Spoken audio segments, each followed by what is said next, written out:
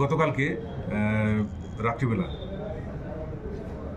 একটা অপারেশন করা হয়, যেটা হচ্ছে ড্রাগের এগেনস্টে যেটা হয়েছে।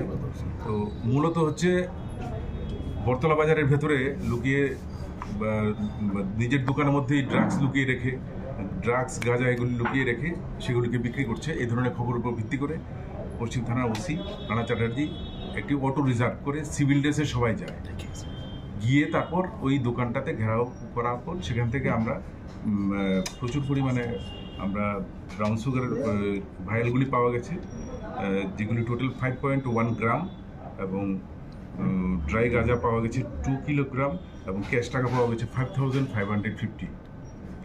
তো যাদেরকে অ্যারেস্ট করা হয়েছে এদের নাম হচ্ছে গোপাল দাস। এই গোপাল দাস আজকে থেকে 2 মাস আগেও সে অ্যারেস্ট হয়েছে ড্রাগের কেসে, এবং আরেকজন হচ্ছে অমল সূত্রধর, আর আরেকজন হচ্ছে নয়ন সরকার। তো তাদের 3 জনের বিরুদ্ধেই আমরা একটি সুনির্দিষ্ট অভিযোগ মূলে মানে সোমোটো কমপ্লেনের উপর ভিত্তি করে একটা আমরা NDPS এর কেস নিয়েছি। এদেরকে আজকে কোর্টে পাঠানো হচ্ছে রিমান্ডের প্রেয়ার সহ। ওরা খোলা বাজারের মধ্যে লুকিয়ে লুকিয়ে সেই ড্রাগসের ব্রাউন সুগারের ভাইলগুলি বিক্রি করে।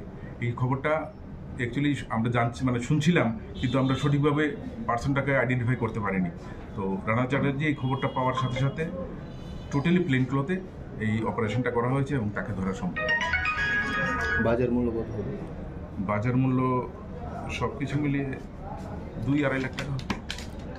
এইটার সাথে কি আর কেউ জড়িত আছে কিছু?